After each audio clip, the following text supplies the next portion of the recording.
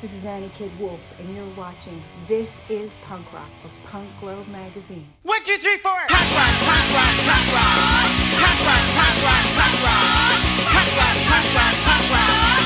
Punk rock, punk rock, punk rock. It ain't brain surgery. Punk rock, punk rock, punk rock. Punk rock, punk rock, punk rock. Punk rock, punk rock, punk rock. Punk rock, punk rock, punk rock. It ain't brain surgery.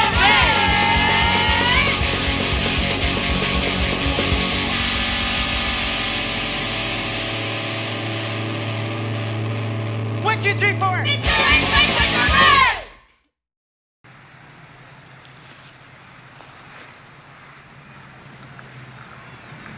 You son of a bitch. Tried to beat him. He could have killed that kid. Well, you know why he threw it. I told him to throw it low and outside.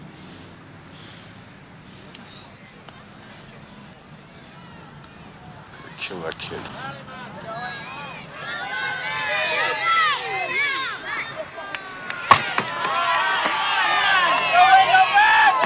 Throw the ball, Joey!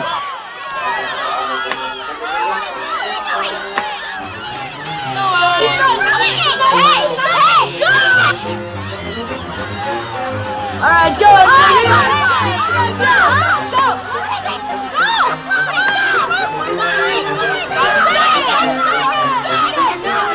Joey.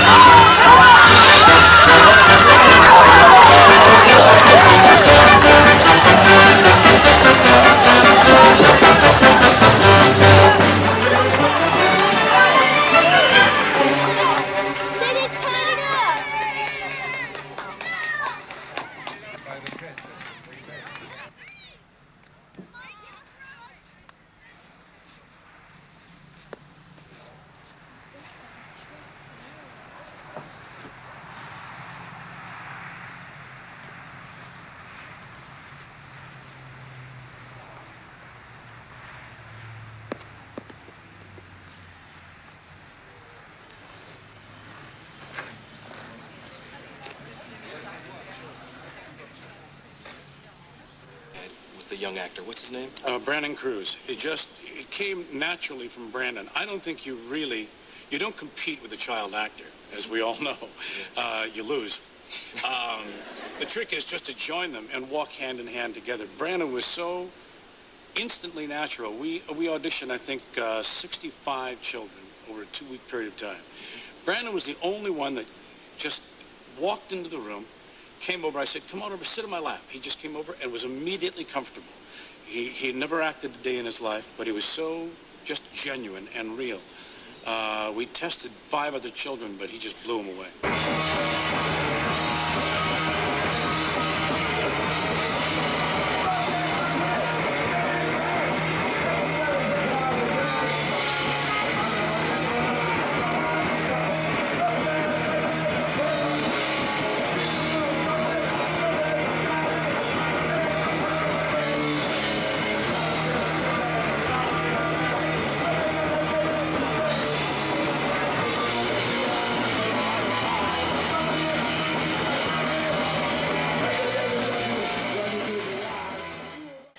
Hello, Brandon CRUZ. Thank you so much for being here on This Is Punk Rock. It's a pleasure to have you. Pleasure to be here. Thanks. That's great. Well, the show is really about getting people's perspective and interviewing the people that have influenced others. So you are definitely one of those people. And yeah, I'd like to hear a little bit about how you started and really how you got into punk rock from being this child actor and then to Dr. No, like it's pretty intense. And I would love to hear a little bit about it and you how you reacted or how you felt when you first heard punk rock. Wow. Okay. A lot. Sorry. It is a lot, but to me, it's just kind of an extension of how I was growing up as a kid. Anyways, I, I don't talk about it a lot. It's not a big thing to me, but people do remember that I was on TV when I was a little kid. I was like 5, 6 when I started. And that kind of led me to being involved in a world where I otherwise would never have been. Right. Harry Nilsson wrote the theme song. Harry showed up to say hi most Friday afternoons when we were getting done filming. Uh, my mom would hop in the limo with him. He would have different musicians with him, like Beatles and Clapton and The Who, and I got to meet them. And Elvis came to the set, and I heard really trippy music when I was just a little kid. Mm. Uh, Part of being on TV meant you met other kids your age and sometimes a little older. And one guy, Ted Quinn, he was in a movie with me when I was like 6 with Wayne Newton. Wow. And Butch Patrick was in that movie too, and Aaron Moran from Happy Days. So, um, anyway, Ted Quinn lived across the street from Frank Zappa. And my mom and his mom were friends. So one summer we hung out across from Zappa's house. And there was this guy that hung around there a lot. And he had this gravelly voice and he was a really trippy guy. And like most of the, crazy hippies that were across the street. Frank was pretty straight edge, but his friends and all the people that hung out were not. And there was a guy that we called Uncle Don. And we just he was just around and he kind of put up with us and he would talk with us and like he'd move our bikes from one side of the yard to the other so we'd be looking for him. He'd hide them and he just did pranks on us and shit, and we thought he was a cool guy. So I hung out with them for a summer and then we went back every once in a while to go visit. And about 1973, I remember I was playing with Ted, cruising around, and Uncle Don walks up and he hands Ted a cassette.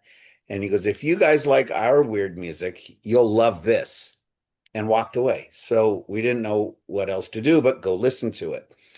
Well, the Mothers of Invention and Zappa and Uncle Don's band, the Magic Band, because Uncle Don was Don Van Vliet, also known as Captain Beefheart, Yeah. had gone on a tour. And when they played Akron, Ohio, a brand new band to them, and pretty much to themselves, opened for them. And they were called Devo. So we got a cassette from Captain Beefheart of Devo and immediately, Uncle Captain Beefheart. yeah, Uncle Don. And immediately went, "What the fuck is this?" Like, Yeah. we'd heard weird music before because we'd listen to Beefheart. We'd listen to um, the Fugs. We were no strangers as little kids because I was in 73, I was 11. Wow. So we were no strangers to trippy music, but hearing Devo for the first time on a really crappy recording, and I actually think it's out there somewhere.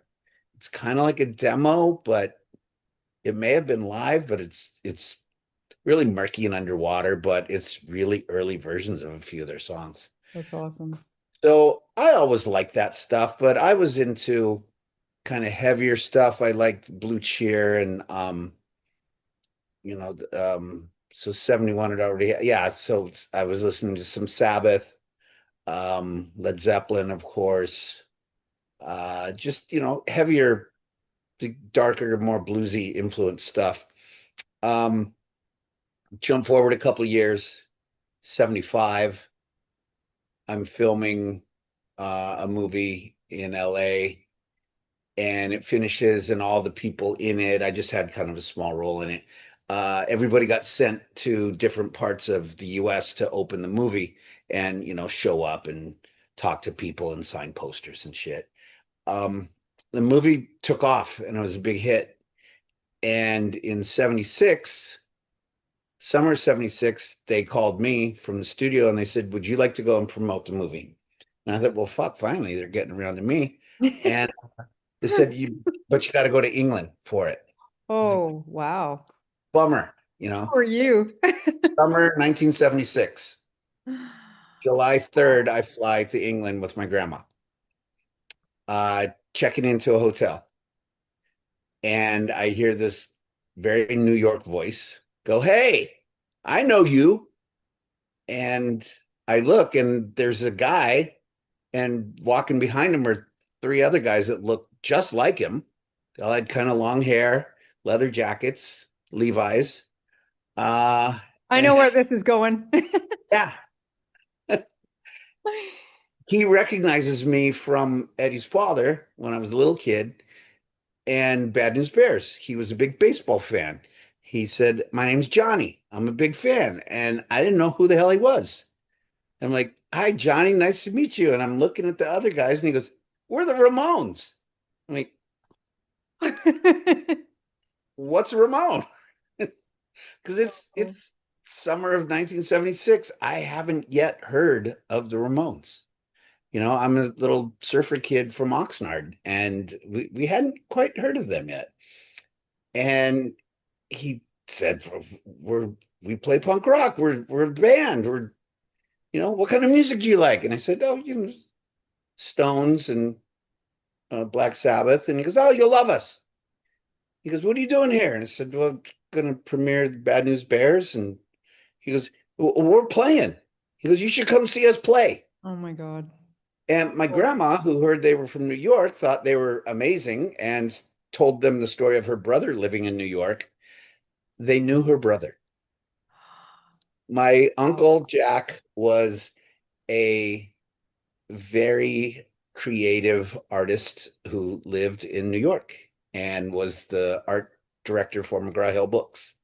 And he liked to hang out at Max's and CB's, and they actually know. My grandma had the guts or the kind of just naivety to ask, "Do you know Jack Horton?" It's funny. It's like, In oh New yeah, York. oh, you're from Canada. Do you know my buddy Bob? Oh Bob, yeah, I Well, know him totally. odd and weird coincidences There happen we like go. that a lot. And this was one of them. And when somebody said Jack Horton. I think it was Arturo Vega. Jack Horton, the artist? And she was like, "Yes, he's an artist. He works for McGraw-Hill." And they were like, "Whoa, yeah, we know him." So my grandma thought it was okay to let me go see the Ramones at the Amazing. Roundhouse. Amazing. And when they started playing, it was a matinee. And I just went, "Are you fucking kidding me?" It was what I was waiting to hear. It Right. was the Was next that step. do you think that was your aha moment? Your aha into punk rock? Of course, going to Definitely. see them, the Ramones, and them like, come on over, little kid. Come on, check this out. But yeah, Yeah, so I was 14 and saw Phil, the Ramones and went backstage and met some people. And I guess I met some people that were in some of the British bands. I guess the next night, the Pistols and the Clash played in Sheffield, which I couldn't go to. It was too far away, and we were premiering the Bad News Bears. And I don't know if the Ramones came. They'd already seen the movie in the States. No, they didn't come. Um, but they told me to, when I went back to New York a few days later, to go see my uncle and ask him to take me to CB's. And so I got to go to CB's with my uncle and catch some bands. And I saw, who did I see? I know I saw the Dolls and Blondie. I think I met a couple of Talking Heads, and I just met like some people from like the scene, which was kind of together.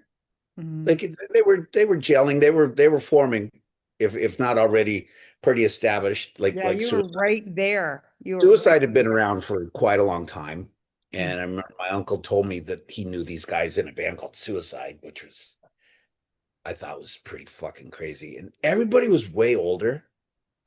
There were a lot of drugs. It was very open. And I was no stranger to that because I'd been to uh, LA parties and stuff. So that was Did you get into drugs when you were that age? 14. Oh yeah. Yeah, you were there? Yeah, I wasn't as full blown as I got later, but I was there. I'd smoke weed, I'd drink, I think I tried a little bit of coke, Yeah. I I I did some stuff. I mean, I was 14. I lived on the beach. It was every surfer smoked weed. So it was, I was a skater. We did stupid shit. Um, but it was pretty eye-opening. And I asked people in New York where it was in LA, and they told me the names of a few bands that they knew of in LA. And I got back to LA and it was hard to find. I didn't know anybody. Yeah, very different scene for sure. Yeah. I kept asking, and I think by 77, I found out where the mask was.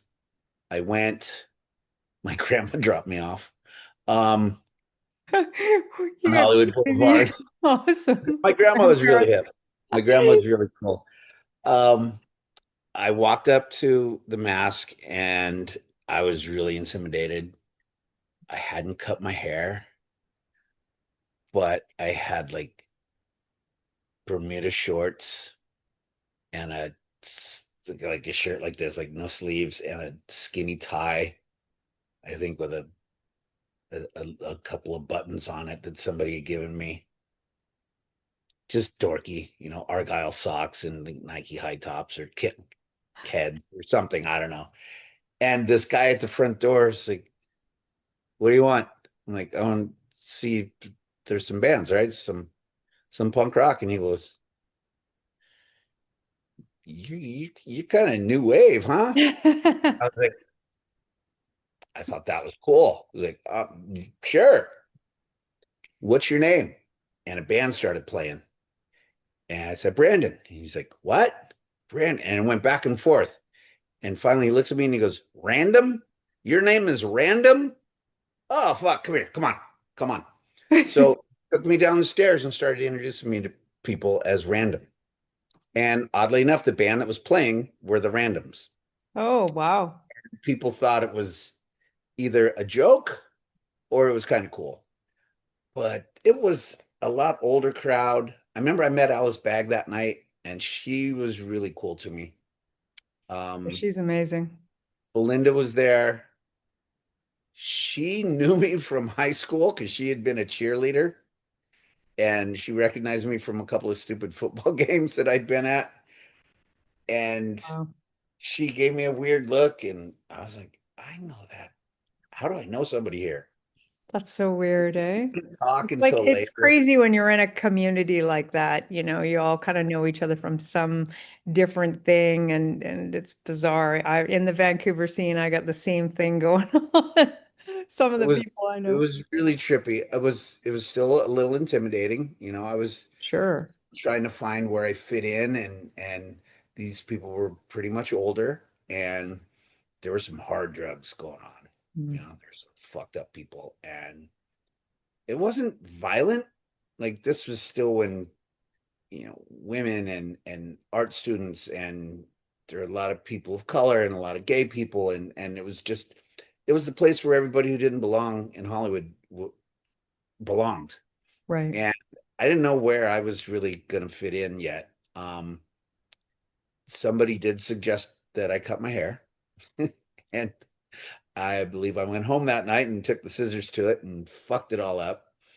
Um, but I went back like a week later and it was still fucked up. I wore a hat most of the time at school.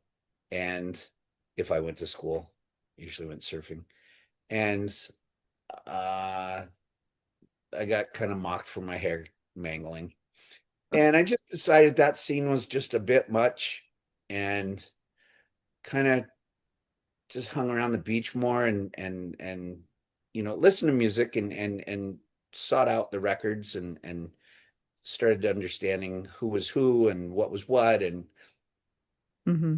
I knew some of the guys on the beach were into new wave stuff and B-52s and the Police, I guess, were considered new wave. Tom Petty was considered new wave. The Wow. Cars, I started getting I can more kind and of see more it. into Yeah. like just the Fabulous Poodles. There were Right. bands from Santa Barbara like the Dots, the Moderns. I started a band in '79 with some guys that played Yes covers by taking them to a Starwood gig with Black Flag in '79, and they went, "Fuck, we could play that." Like, all So right, good, that's let's that's the thing do it. too about when did you start playing music? Like when did you get in it and you're like, I want 79. to do this? 79. I by 78 I was going to gigs more and more. 79, um, I'd seen the Ramones again, I'd seen the Clash, um, I'd seen Black Flag, I'd seen the Germs. Um, so I was I was known by some people in LA and nobody gave me shit for being on TV. Nobody cared. And it was mainly the girls. It was Alice Bag and Pleasant Gale, and they kind of watched and were just like, you know what, he's here for a reason. It's none of our business why. That's And just, awesome. I mean, Alice told me this way later because she's a dear friend now. It was really cool that I was accepted for being just kind of lost, and they gave me a opportunity to kind of check it out. And it wasn't really for me, and then I got more into it, but I didn't see them because as it got more violent, as the Huntington Beach crowd started getting involved and more kids started getting involved, and the gigs got bigger, and slam dancing took off. I mean, I remember when they pogoed, and it's kind of aging myself, but I am 63, so fuck it, you know, Own it it it. Own it. it happened, and You're OG punk rock, man. Come on. Of there are people there before me everywhere I went. I course. just hung out with the people that knew what was going on, and I learned from them, and I started liking certain stuff and certain styles of stuff, and we all kind of dress similar, beach kids from poor section of Oxnard to kind of on the edge of town, a lot of thrift store stuff, and my family wasn't super well off, and we were basically beach scum. That's what they called us, anyways. And That's we were fine. little raggedy skater kids, just high all the time and trouble. And I found that in LA. I just found other skaters that were into punk rock and in the skate scene. Guys like Steve Olson and Jay Adams, and those guys were all friends of mine, and I skated with them and went to gigs with them and hung out with them. And they came to Oxnard to surf, and I went to LA to skate, and then we go to gigs at night. It just kind of became what we did. So, And so you started a band in 79 yeah, and there you was an existing band of these hippies that played Yes covers that I kind of infiltrated and got rid of the other singer. Um, Before I even joined, they were called the Eddies, but it was oh, EYS, ooh, um, after a weather phenomena. It's a circular pattern of okay. wind. So an ocean eddy, and these guys all surfed, and they liked Yes, which I guess I'd been into them before, but you know, in '79, no way, not into Yes, because we had just dumped Ted Nugent and Leonard Skinner, and we weren't yelling Freebird anymore. It was the skate park taken over. It's like, play this. We wanted to skate to punk rock, or at least new wave. Something, anything but Leonard Skinner and all that shit. Yeah, But yeah. So it, how did that happen? Like you took over the band, and then did you get rid of the Yes? oh yeah, Yes was done. These guys went and saw Black Flag. They cut their hair. We were the Eddies. We had a logo. We played some parties. We did a bunch of original songs. We did some covers. We covered the Police, I think. Covered the Clash. Covered Black Flag. And that I wrote a bunch of songs for them. They were very simple because I couldn't play guitar. So, we kind of just borrowed from stuff that they had heard. I had a bunch of old records, and well, new at the time, 7 inches and stuff. And I played them middle class, and they were like, "That's way too fast." They couldn't play anything that fast at all. But we were like mid tempo, kind of just basic, 1979, early 1980 punk rock. Awesome. And we played parties, and we were from a different town. We weren't from Oxnard. They all lived in Camarillo, where my grandparents lived. And we did a lot of those parties, and it was like the kind of richer, whiter neighborhood in Camarillo. And I'd gotten kicked out of school in Oxnard and was told I could go to the continuation school at the airport, or I could go to the Camarillo High School. And I was like, oh, rich white girls with cocaine and BMWs. All right, let's go there. And A I got no-brainer. I was the only punk rocker there, and I got chased a lot by the football team, but I was pretty fast, so I didn't get too much shit. Um, but I did run into some people that liked music, and they wanted to know what I was into, and I wanted to know what they were into, and it's like, no, no, no, you guys, this is the shit, this is the stuff, and people would yell Devo at me all the time, and that was so what.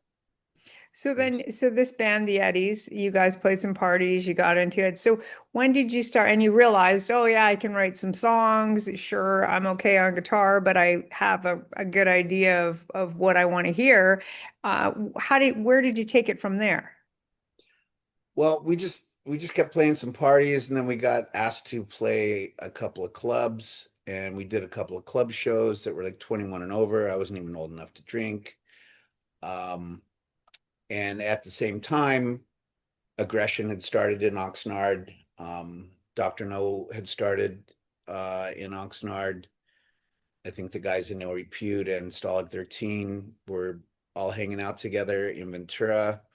I heard about this hangout spot. I went to Ventura. I met everybody that was, to be all members of all the other bands. And the Eddies broke up 80, early 81.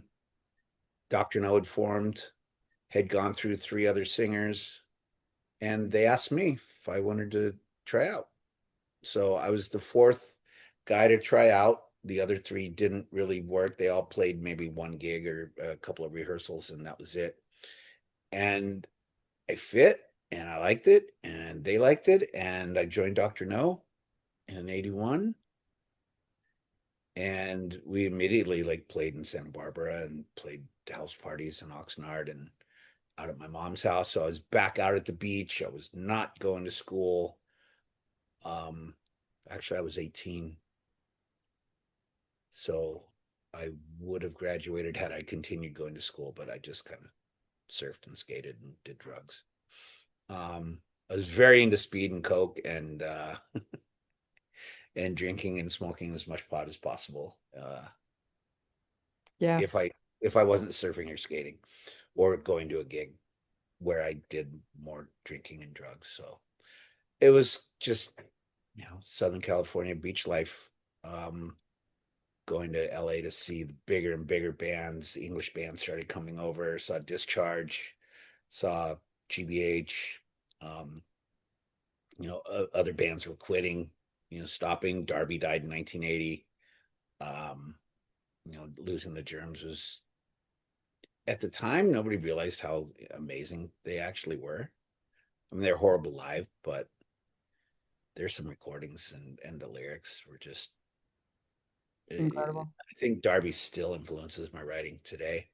Um, but yeah, bands were breaking up and getting new members, and there was a second wave, of third wave, a fourth wave of punk rock happening, newer bands and stuff. So I'd say Dr. No was in the third kind of generation of LA adjacent punk rock. We DOA's Hardcore 81 album came out, and our bass player was laying on a couch looking at the cover and was flipping it around, and he goes, "Hardcore, that's kind of silly. If they're hardcore, we must be nardcore, because we're from Oxnard." And everybody called where we lived the Nard. And one of the guys in No Repute, Tony Cortez, he got a marker and he drew up a little symbol, and it was the nardcore symbol. It was a O and a X, and Wow. There it stood is. hard. And we had a scene name, and we plastered that everywhere. Every band had a logo, and if you go to a club like Godzilla's, that was around from like 80 to 81, or maybe 82, I forget. Just around briefly, but every picture behind it, you'll see one band from Oxnard's logo at least, and the O and the X, or the aggression symbol, which was an S and a rectangle and a square. And Dr. No had an upside down cross with the RX sign, and Your Repute had a noose with IR, and Stalag 13 had an S13. And they were simple and easy, and you could just throw them up there like the Black Flag bars, or Yeah. everybody had a logo. Yeah. So those logos were all over the place. Suicidal Tendencies and Social Distortion, Bad Religion. Everybody had their thing, and it was just, you just Absolutely. tagged it up on the wall. So we were like, well, we weren't writing our names; we were writing our bands, or bands we liked, Yeah. and everybody was a little tagger. And the scene got more violent and got bigger, and it got crazy, and there were punk rock riots, and ran from the cops, and jocks were driving around looking for punks to fuck up. And if you had to park far away from a gig, which is most of the time, you either ran there or ran back to your car because you were getting chased to it or from it. We didn't have the numbers, and they seemed to know how to single people out. And so I got fucked up a few times for just I'm sure. I'm being sure. a punk rocker. Yeah, I got chased when I was 12 for being a punk rocker. Same kind of thing, right? Like, Yeah, you there was know, a big riot. They billy clubbed my sister. I didn't go to the gig, but I saw it as an exploited riot in crazy times. a city just outside of LA. I watched it on the news. I was like, holy shit, I know everybody there. There's Aggression Youth Brigade. It's, Now you can be a lawyer and have green hair. You know. well, first I'd need to have hair. Really went gray. Went gray a long time ago. Um, so But yeah, okay, so it just got crazy. It what got really fucking crazy. well, you also too, like you have a lot of inner struggles. Like, we talked about addiction earlier, like you and me just even texting, like talking about that and like, and then getting sober and getting clean and how that affected, like, how did that affect your music? How did it affect your writing when you got sober? I didn't get sober till I was 34.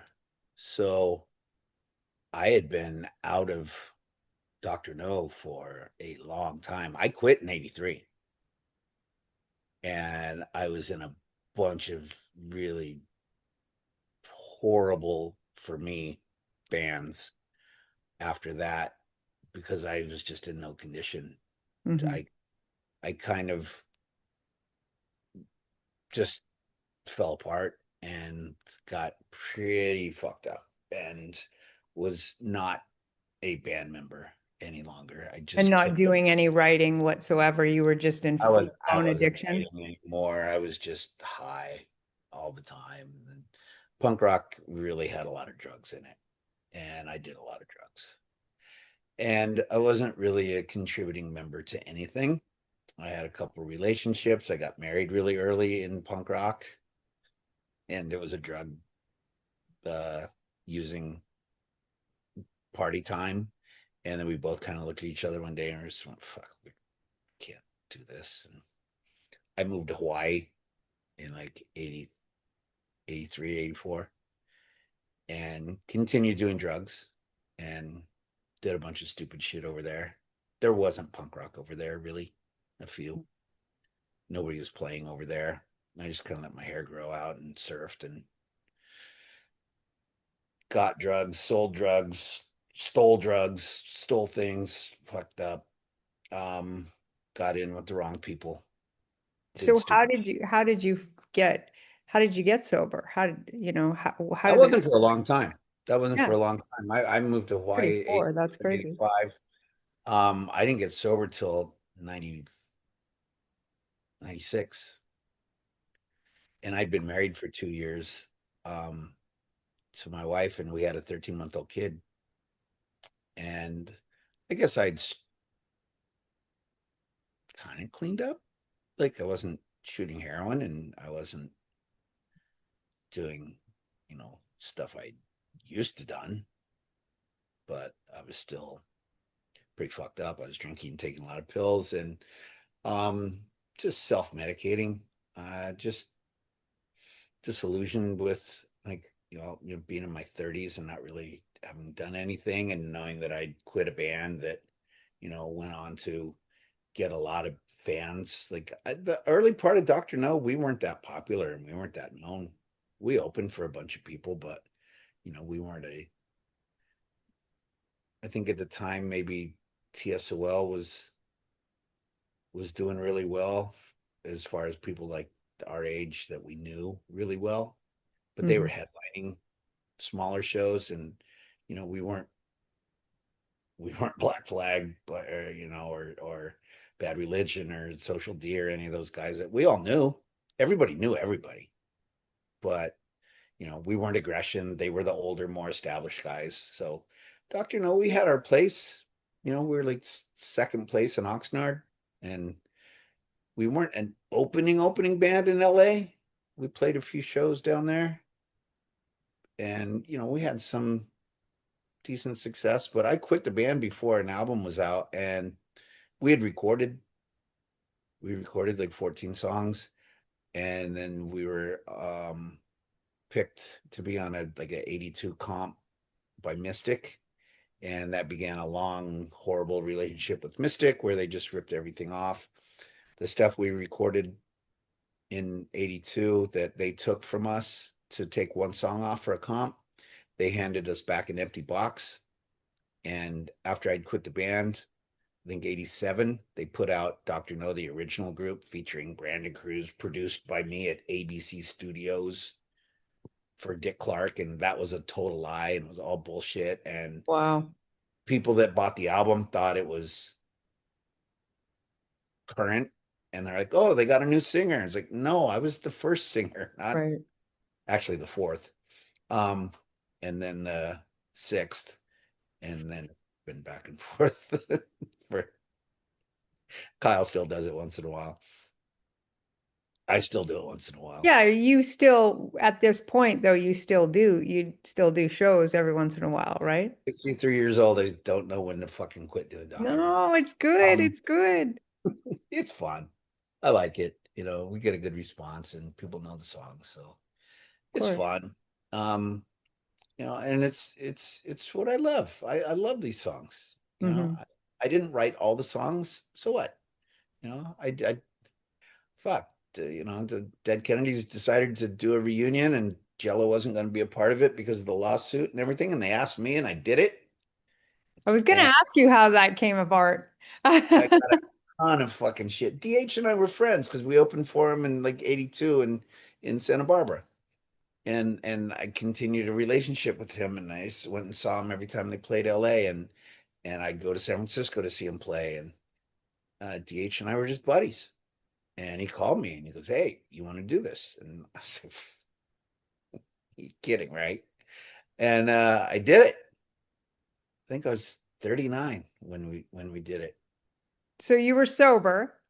I was sober, and it was really I mean, we'd read, like, kind of revived Dr. No after I was like a year sober. So no, maybe it's like 98. And we did some shows and we did a tour and we did a recording, and it was like we were starting to get back into a groove. And then Dead Kennedys came along, and I did this one off, and there was a guy backstage and he said, "Hey, do you guys want to take this on the road?" And we're like, "Well, you could go to," he was offering South America. We're like, "Nobody will know down there."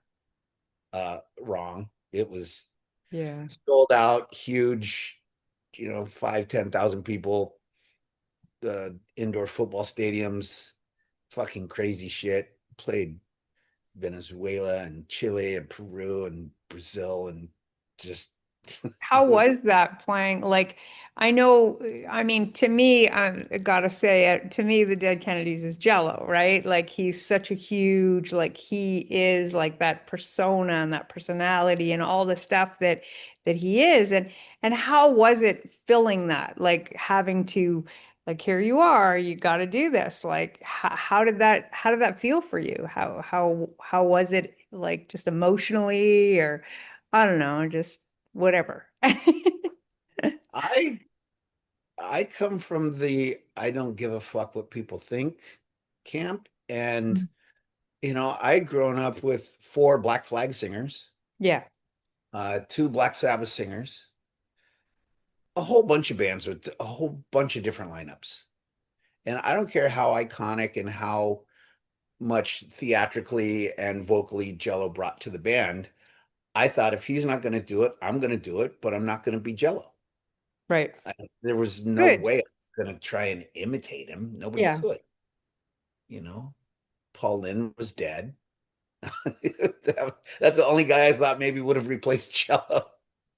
So instead of replacing him, I just sang the songs like, I don't know, like I Like sang you them in would. my head for fucking years, Right. since I first heard him. And I just went for it. And people were very anti reunited Dead Kennedys without Jello, and some people were very for it. And that was fine. Yeah. So I how did it feel though, like singing those songs and playing for those people? Was it like, oh my, like I know some of the members of Ministry as an example, and they had heard the Ministry songs growing up, and here they were playing them. And it's like, it's iconic, right? So how did that feel for you to be part of that machine? Well, my first rehearsal with them, they started playing Police Truck, and I just stood there like, this is Dead Kennedys. And Klaus stopped and looked at me and he goes, "Are you going to sing or what?" I'm like, "Okay, fucker, go do it." And I sang it, kind of pissed at him. Like, I just was soaking it in there for a minute, old man. So give me a fucking break. And I did it. And that was pretty awesome. And then we did it live, and there were a bunch of people outside that were not really happy about it. By the end of the show, one of the main outspoken guys, who actually had a sign outside saying "No Jello, no DKs," had his arm around me singing California Uber Alleys. So, it didn't always go that way. People threw Jello at me, and I got in some fights, and people fucking jumped me. I got a death threat from some guy in Iowa, and the fucking feds came to my house to interview me, asking if I wanted to press charges because Jello had mentioned me on Alternative Tentacles website. Either he put my address or my email or something, and a guy gave me a death threat, and I guess Jello could have been held liable for it, but I wanted nothing to do with lawyers or lawsuits or fucking anything. They'd already been through that. I said no. And we went to Ohio and we played, and I was like, all right, who's going to kill me? And I got hit in the face by a big chunk of Jello. And I said, thank you for the gelatin. It soothes my throat. between songs, and I ate it. And Klaus leaned over and said, "What if there's acid in it?" Like, oh fuck, I'm not gonna eat any more of this shit. Yeah, But no no, kidding. he dosed me. And yes, I had some guy come up and start swinging at me, and I just grabbed his hair and held him and beat on his head with the microphone. And they turned off all the everything except for the PA, and all you could hear was thump, thump, thump on this guy's head. Security pulled him away. I just had a big old hank of hair in my hand, and people were cheering. And I don't know if they were cheering because he was trying to hit me or because I was hitting him with the microphone or what, but it was part of the show. It was, I mean, we didn't plan it. It happened. I But you didn't. and Jello are okay these days, though, right? You guys? Now we're good. Yeah, that's what I Now mean. we're You fine. guys are I mean, pals. although I did hear from a dear friend from Portland that he was still griping that this guy's band had opened for us 25 years ago. Like, Yeah. come on, Biafra, let it go. Oh, 25 years later, he said, I can't believe you guys opened those guys, the fake ones. And it's like, come on, oh. dude, you're not in the band Well, anymore. yeah, and And he, I'm not really, you know, since DH died, I've had a big falling out. And even before that, I'm not okay with Ray and Klaus, and I haven't spoken in a very long time. Biafra knows yeah. that. When I quit the band, though, he was one of the first to call and say, "What happened? Why'd you quit? Was it Ray?" Of course. But that's private, personal And shit that they, yeah, they I'm have not gonna talk some about it. serious I quit history. because I quit. The guy after me quit because he quit, and then he wrote a book for No Effects, and I met him, and we compared notes, and it's like they fucked us both over, and Biafra had nothing to do with that. No, So, so you Biafra and wouldn't. I are fine now. He is a friend of mine. Yeah. When Dirk died, um, he called me in LA and he said, "Hey, man, I'm in LA doing a spoken word. I have no one to hang out with. I'm really bummed. Can you come and hang out?" And That's awesome. I sat through 4 hours of spoken word and then 3 hours of spoken Jello at dinner. Yeah. People said to me, asked me, have you heard Jello spoken word? And I always say, I've lived it. But yeah, like, he is one of my truest friends. Like, is such a good hearted person, all of that, like, but he is such a really good hearted person. And, I love him for that. And He is an iconic guy. I'm not a big fan of rock stars and punk rock, but if anybody is, he's one of them. yeah, And but he's a true person too, right? Like, oh, he's a very genuine, yeah. guy, and I've seen different sides of him that some people haven't, that Hmm. you probably have, but his friends have. And we have a we have a relationship that's not based on internet fighting and name calling and stupidity like we had both regressed to back when I was in the band. Hmm. Um, I was constantly defending shit that he was babbling, and you know, he's a very good orator. He talks, and he talks a fucking lot. And my name came out of his mouth a lot because he was pissed. And you know what? After seeing the way everything unfolded, he should be. Yeah. But so should they. Like, there's nobody innocent in any of this. And that's all I'm going to say about it. But I was in the band for like a year and a half, 2 years, traveled all over the world, played to the biggest crowd I've ever played to in my life with Slayer in Germany in a fucking potato field. Could not see the end of the fucking people. It was like Woodstock. Um, I did some amazing, amazing things. Hmm. Jumped into a crowd in Japan and got stripped of my clothing. They told me do not go in the crowd and thought, what, they're gonna beat me up? These guys are They're gonna strip you naked, child. they, yeah, I came out of there with my boxers hanging and one boot. And they're like, we told you. Like, oh, that's why. There were Okay. all those little tiny Japanese girls that have that do the metal, like, like they're like, oh. They aren't that little. Well, I'm not that big either.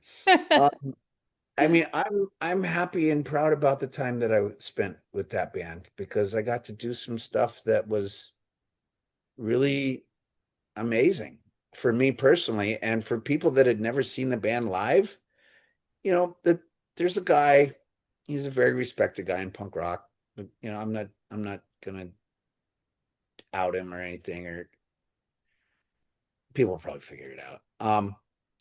I called him when I was asked, and I said, "Dude, I'm having a bit of a dilemma." And he goes, "Yeah, I heard." I go, "What do I fucking do?" Like, and this was, I'm talking just the one time show. No tour had been offered. We had no idea we were going to go and, play 200 shows together in 2 years. I go, I don't know what to do. Like, some of my best friends are turning against me. I almost got in a fight with Flea at a basketball game at a kid's birthday party because he shoved me. I was like, what the fuck's the matter with you? And he goes, punk rock is sacred. I'm like, yeah, why aren't you still in fear? And, it got that stupid. Mhm. And so I called this guy up. I know I just name dropped somebody else. But I called this guy and I said, I don't know what to do. And he goes, ask yourself, am I doing this to get famous? Am I doing this to make money? Am I doing this to make Dr. No a bigger draw? Do I want to, be a social climbing leech of fucking punk rock? Or do you love the songs and do you love the band and did it mean that much to you? And I didn't have to think very hard. Those songs meant a lot to me. And to be the person that was given the microphone and entrusted to sing the songs in front of a live audience, that meant a lot to me. And I didn't really care what the negative people were babbling on about. I had a chance to introduce a whole new audience to songs that mean something. And if you listen to those songs today, you'll know how much they mean. And The lyrics are incredible. they And still stand that up. was, And thank you, Biafra, for writing those words because I yeah. was honored to fucking sing them. And I didn't fill his shoes. We have different size shoes. I just stood up there and fuck the audience sang half the songs. Because to tell you the truth, in the beginning, I kind of blanked a couple of times and just went into the crowd, and they they bailed me out every time. And as I got more comfortable with it and doing it and kind of hit my own way of delivering the songs, it's felt like I was really comfortable doing it. I Mhm. was having fun, and that's the whole thing. Like Kyle and I from Dr. No, we've always kind of been at each other a little bit about stuff. And I saw him one time when he was doing his thing with the band, and I was just at a warm up party. It wasn't even at the gig, and he goes, "Oh, I see you're here to see how it's really done." And I go, "Kind of know how it's done, actually." To the math, I've been in the band longer than you now. I go, but just what? Go up there and have fun. And he goes, I don't do it for fun. I thought, you know what? That's really sad. Yeah, that's sad. But yeah, it's fucking protest music, and it opens up people's eyes to shit that's going on that they may have otherwise overlooked, or we present it in a different way. Kyle was a brilliant songwriter, probably still is. He's a book writer now, and he's won 2 Emmys, and very, very talented guy. He wrote a song in, I don't know what year it was, 84, 85, that mentions AIDS. I mean, he was so far ahead of his fucking time. He started a band after Dr. No, after he quit, what was that, 89, 90? He had a band called Stigmata. I swear they were fucking Alice in Chains 2 or 3 years before Alice in Chains ever thought of being a band. I mean, he's that fucking talented. Hmm. And I would perform with him again. I'd do the first 14 songs that we did together in their entirety anytime. But I don't think that's going to happen. So what today being, as you said, 63, and looking back on your life and looking back at punk rock, what does punk rock mean to you today? Because I know you are political also. I know that you like to speak out about what what you believe in and fight the man for sure. And I love that. No, I love it. And I think that like what does the word in these crazy times and what do you think that people out there need from punk rock? Unfortunately, I think punk rock has been neutered and overused and watered down. And God, I was driving home. I had a long drive recently, like 2 or 3 hours, and I said, "Hey, because I talked to my car. I said, hey, play punk rock." I wanted to see what Apple Music or Oh Spotify or whatever no. had, and I pressed skip probably 80 fucking times in a row. Bands that I'd heard of but did never really paid attention to, one after the other, just cookie cutter, neutered, milk white, fucking milk toast bullshit. But even So, just the word punk rock, like does and it then mean Bad to Religion, fight? How Can Hell Be Any Worse comes on. I was like, oh, fuck, finally. Yeah. And I love Bad Religion, and the guys are dear, dear, amazing friends of mine, and I will go see them anytime, even though they, put out the same album 9 times. That first album is the fucking best, and then I skipped a whole bunch of other songs, and then I don't know who did they. It was very fucking unexpected. Like I think Rudimentary Peni. It's like, what the fuck are they playing this for? And then I heard a band that they were playing punk rock, and I'd never heard of them. I went, thank the fucking goddesses, there is still fucking punk rock being played somewhere. Hmm. Somebody fucking gets it. Yeah. And I didn't know who they were. And I started looking. I'm driving. I'm like doing 90. It's like 2 in the morning. I'm like, I gotta get home. And I found out the name of them. And I was like, fucking downloaded. Like, fuck yeah, this is it. And I got a new band to listen to. So in 2025, you can still find punk rock being played. It's very hard to shuffle through the bullshit. Uh, Yeah. and, Especially on and a Apple. lot of the bands that I skipped are known bands on labels with albums who tour, and they play all these festivals and they play all these parking lots and they play all these fests and all these places, but there's a lot of stuff that I just don't get. And maybe it's not for me to get, you know. I'm not naming names on purpose because to each their own. Some bands I just wonder what the fuck is happening.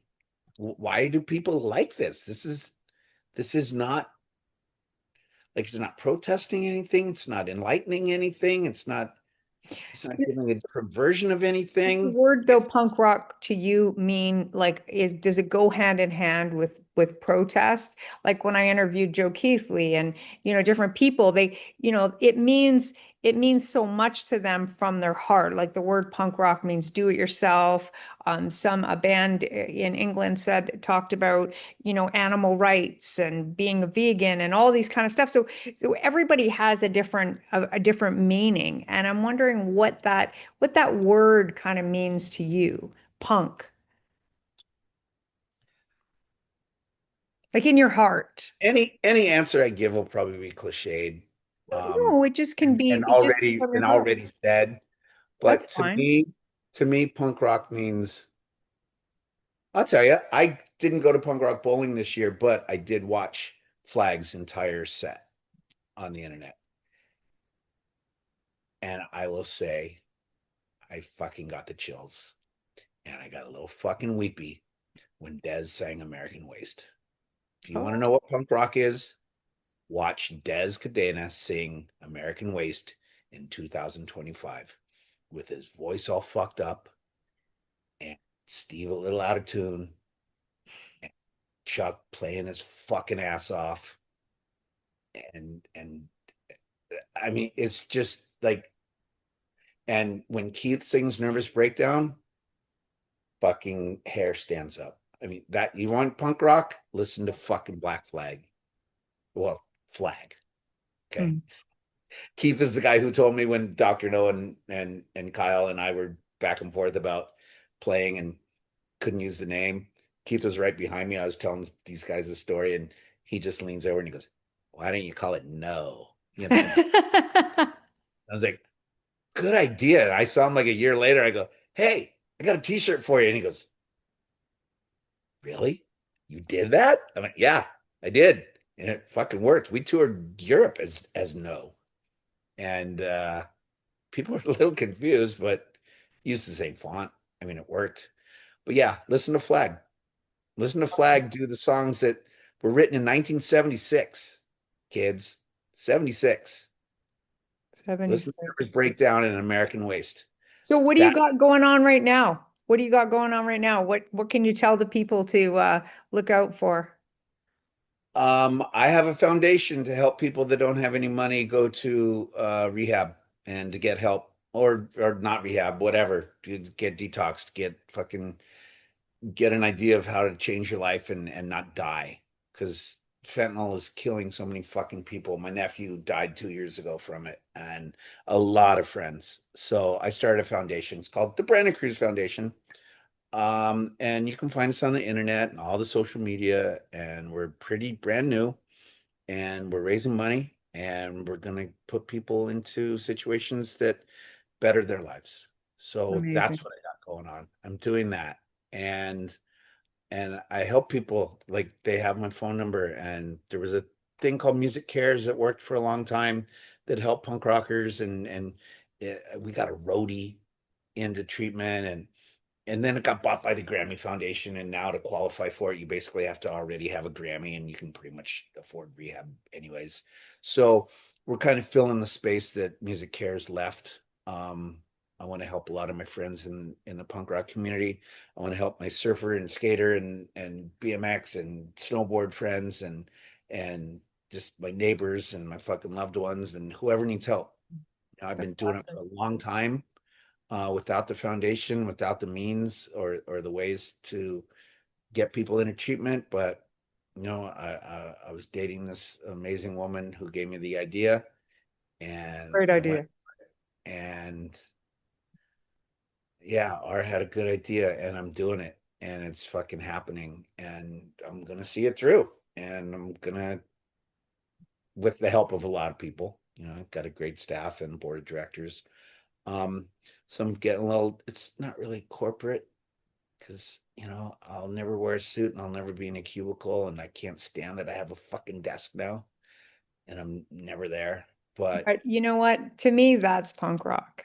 That's punk rock. No, like helping people and helping each other. Like, when you're in the mosh pit and you grab somebody and help them up or whatever the case is. Like, I know when I was young and I always felt like I was part of when I was at a punk show. I'm 12, yeah, 13 years well, it old. is the camaraderie is punk rock. Having a family that's chosen by you and that you're not born into, Mhm. um, that that is like-minded, that has the common interest of each other at heart. That's pretty punk rock, you know, supporting each other, helping each other up, um, just just holding your hand out to people when they need help. Um, Definitely. with Trump and the fucking way that things are happening right now, you know, they just fucking tackled and handcuffed a senator. Um, the you know they just gave power back to the governor in California because of the protests going on in California. He sent the fucking National Guard and Marines.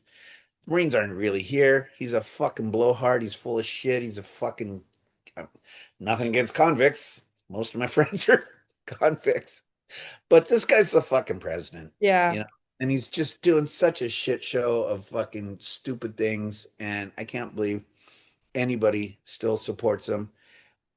and it's amazing how much shit I get because yeah, I am outspoken and I'll speak my mind about politics and I get into a lot of internet fights and Facebook and fucking Instagram. People will badmouth my shit, and I kind of encourage it and antagonize it because I don't give a fuck.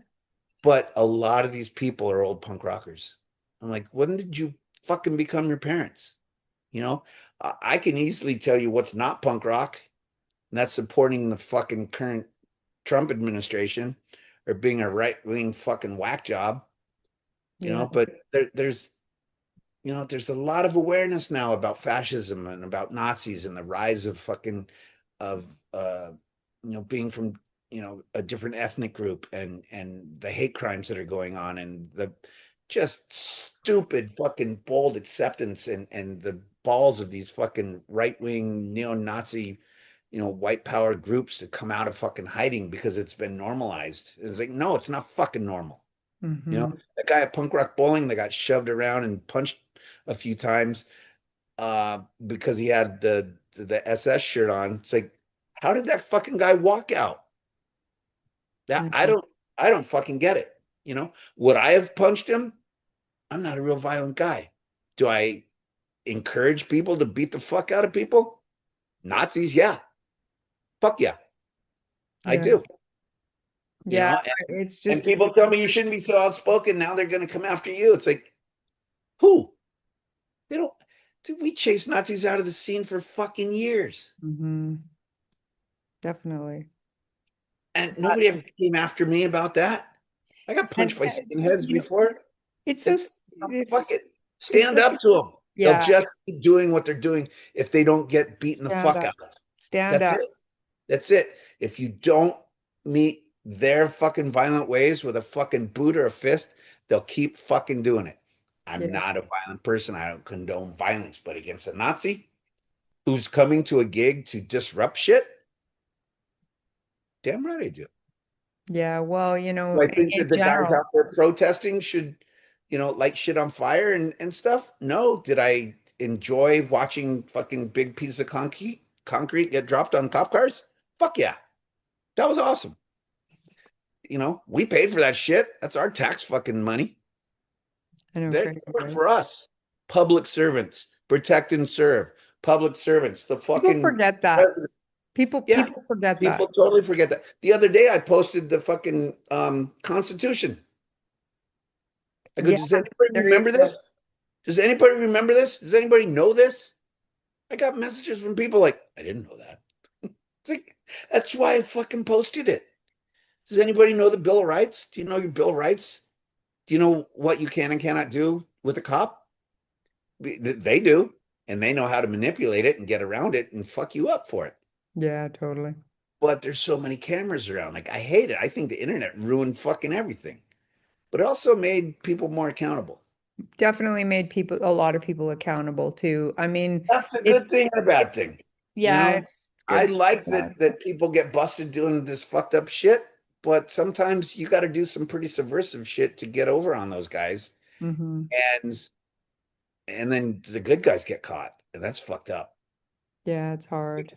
It's you hard. know, and it's like, oh, wait, don't film us doing this shit, but film those guys doing that shit. It's like, it's gonna happen. Yeah. So So do you fucking have a note to say to people to say anything you want to say as a closing kind of statement? Anything you want to say out there? That was some pretty good closing statements there. So, well, I got like, fired up, and ah! I've been watching the news, and that was kind of simmering in the background, and my last name ends in a Z. Um, I have a bunch of Mexican relatives, and some of them got chased the other day, and I see right down the street from my house. I live in Oxnard, and we have the strawberry fields, and they're chasing fucking guys out there working their asses off for fucking pennies.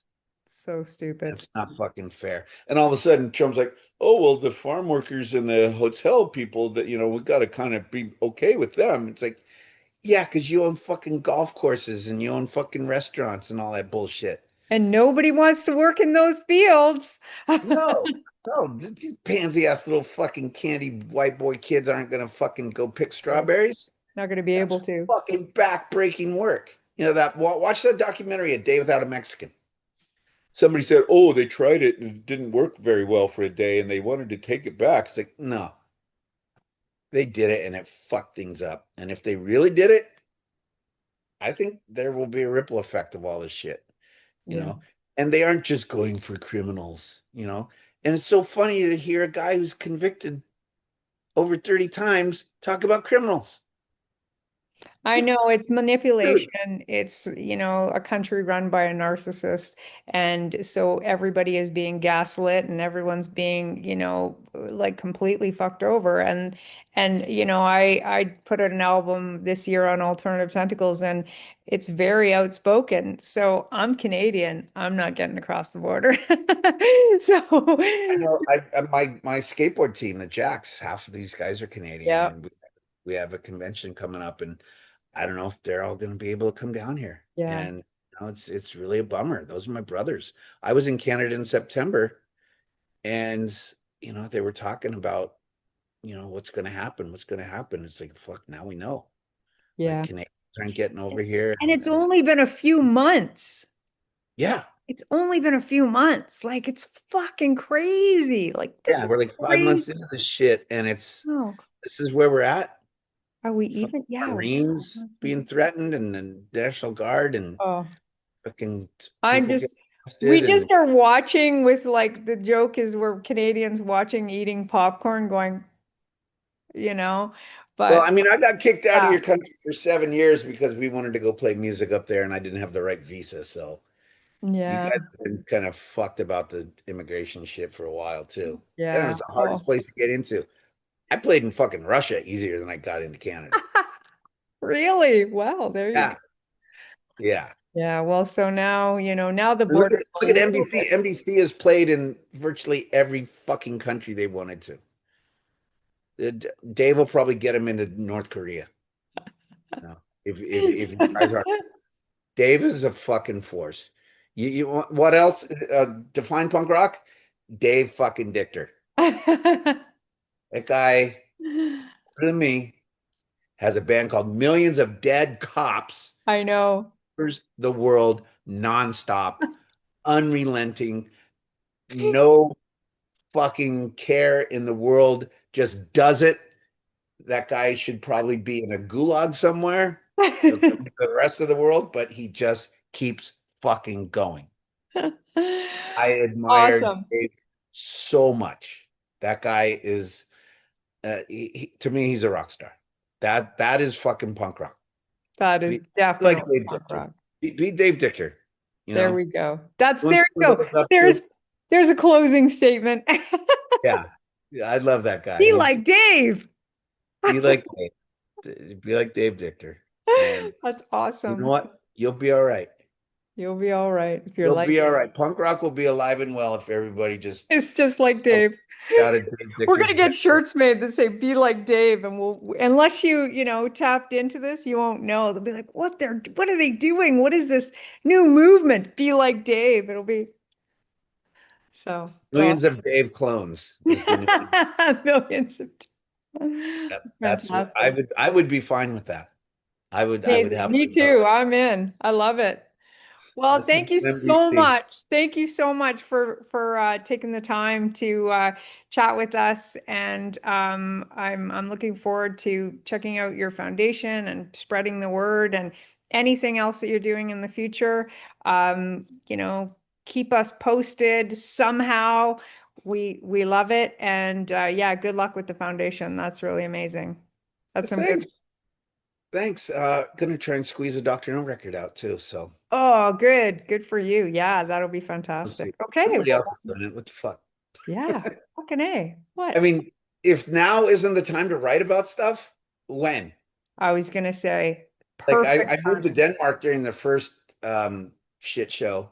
So I was in Europe for 4 years and didn't do anything but start a kazoo band that did covers of like brilliant punk rock, like the Feeders and Well, Electric Eels and stuff. That was so fun. this is the time. This is the time. This is the time. The time now. You want to start a punk rock band. You got here's your fucking. Yeah. Everyone said Reagan. kept punk rock alive in the 80s? Well, this is way more than the 80s, kids. Yeah.